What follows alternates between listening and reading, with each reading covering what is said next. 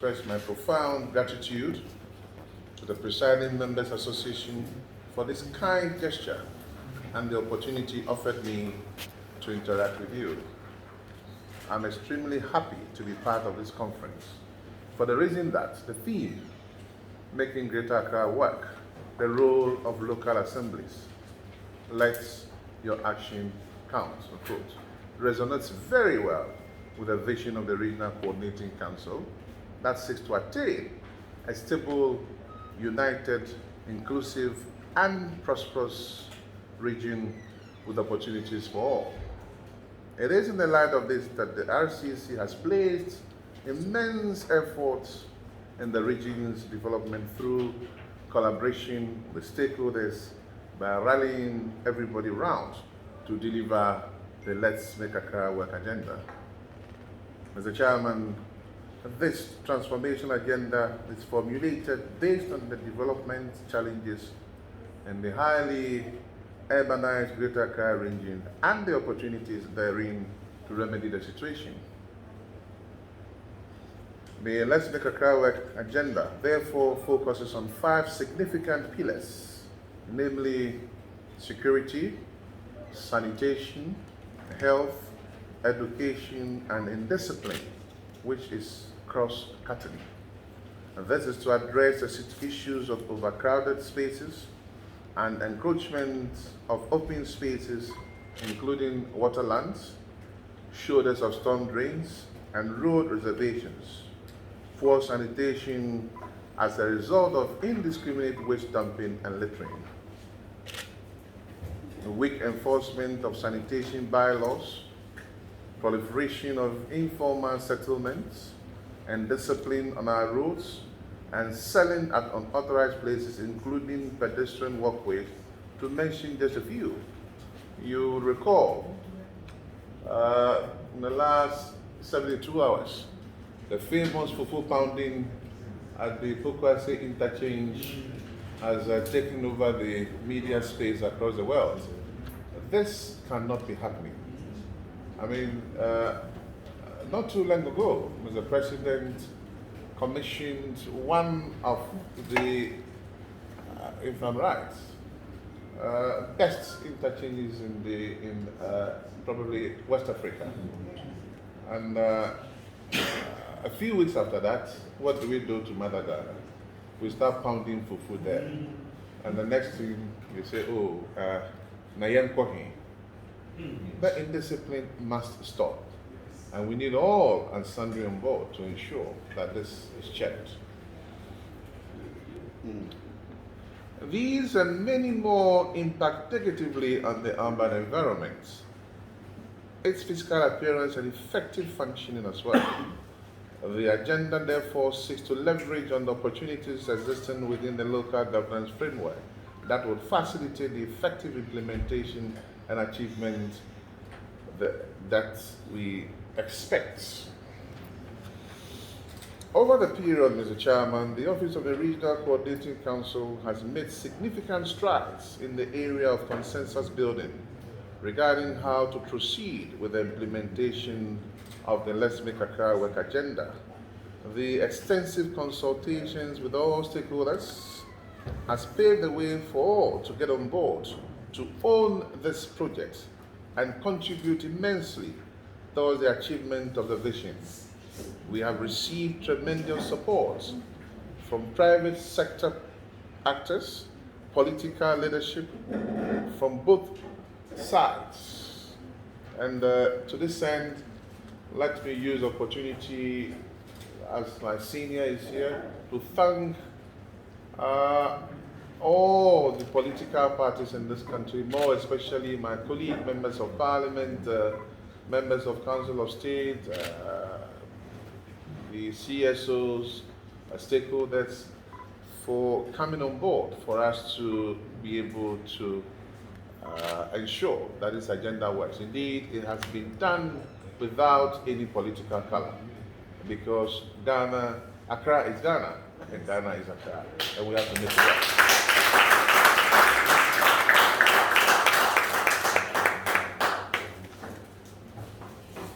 I also want to use the opportunity to thank the men and women of the security and intelligence agencies for how far they have sort of collaborated with us in getting most of the difficult exercises conducted successfully. Ladies and gentlemen, waste handling and its disposal in the region has been a serious challenge. The poor state of solid and liquid waste management in the areas of collection, transportation, storage, and final disposal has not only created an environmental problem, but its effects on the health of the citizenry has been so bad. A series of joint cleanup exercises were undertaken under the implementation of the sanitation and waste management components of the agenda, which involved 5 assemblies from Quartey through Nima to Paloma. The Obechebi Lamte Graphic Road stretch has also been rid of squatters, traders, and unauthorized activities who have been a complete nuisance to companies along the stretch, who had petitioned the council for several years to bring sanity to the areas of business. Perhaps a little clarification on that. Those of you who apply the graphic road from Obechebi to UTC, if you recall, now is history. Around Beyeman, all the way to Abuja, Farisco, you find scrap dealers who are taking over the place for over a decade. And interestingly, when we went there to do the exercise, it came to light that over the 10-year or so period, they were using water and electricity free. Interestingly, some of them were living in air-conditioned rooms and watching DSTV and all that. Now, this is where it makes it interesting. How do you expect the economy to run when over 5,000-6,000 people, a combination of agglomeration and those areas, or even more, are using electricity and water free for over 20 years? Yes, agglomeration has been there for over 20 years.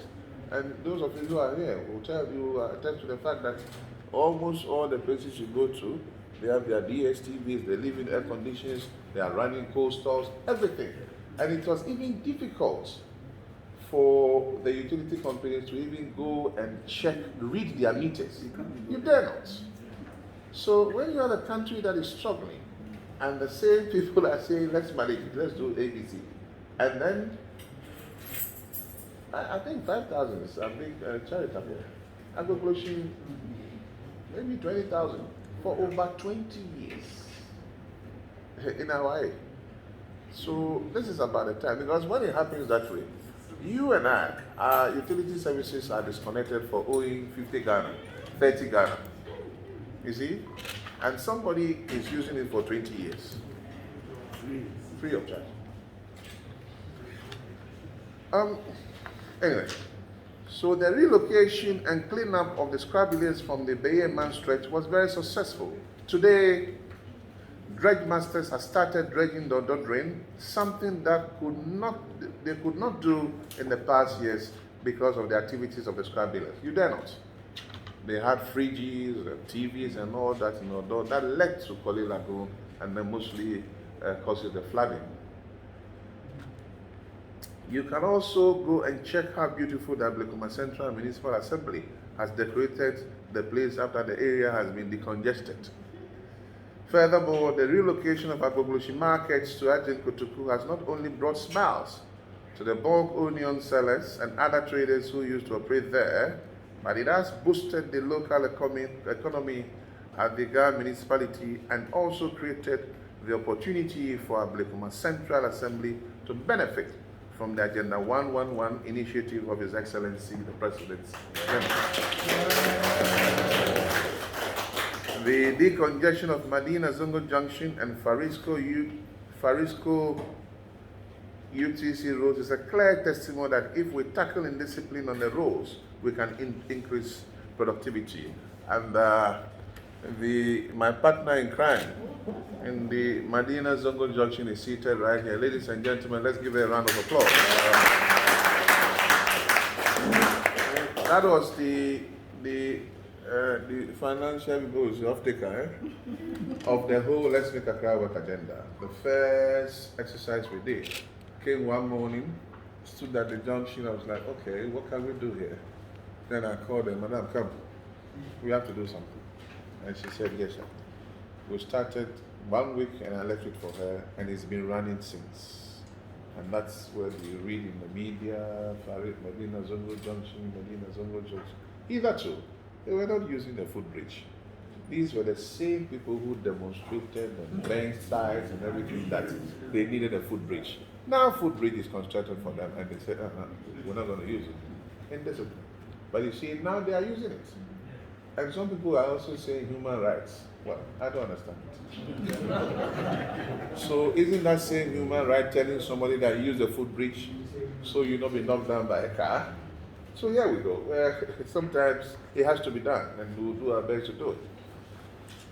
The staff of the assemblies have also been trained on the standards of outdoor advertisement, and going forward, we should see some sanity in that space too. I'll repeat that.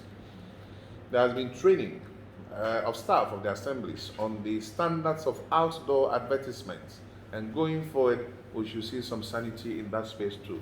I remember that most of you present attended that training, and I know that that's where the Nokofio is. But as I told you the other time, we'll try and put some modalities in place so that it becomes a win-win for all. Honorable Presiding Members, these gains cannot be sustained if the RCC has to come to your jurisdiction to undertake your functions for you. You must rise to the occasion by taking advantage of the goodwill created by the agenda to provide the leadership required to change the narrative.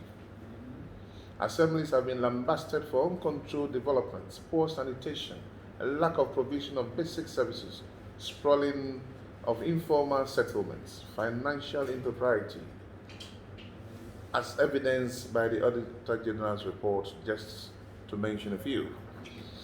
Weak enforcement of our laws is the bane of local government administration in the region.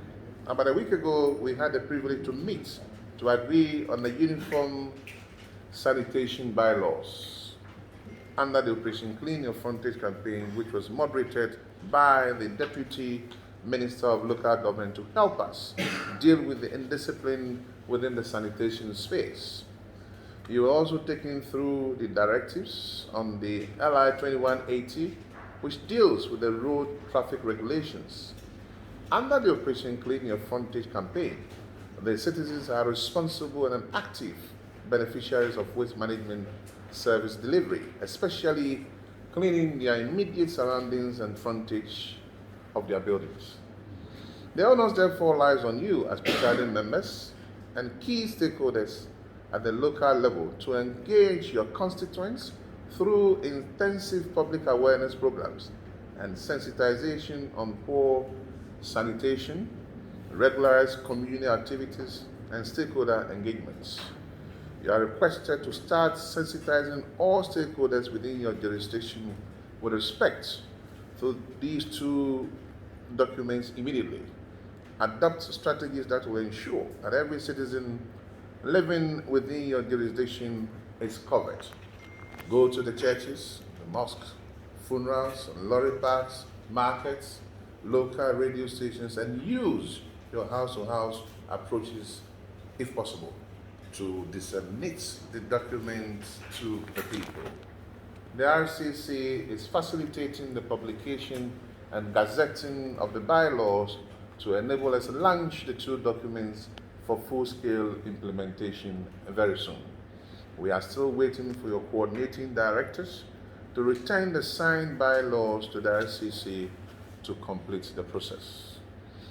Indeed, if we are able to reap the full benefits of the bylaws, assemblies must make provision for space for the creation of transfer stations at strategic locations to facilitate the collection and storage of waste. By way of information, we have engaged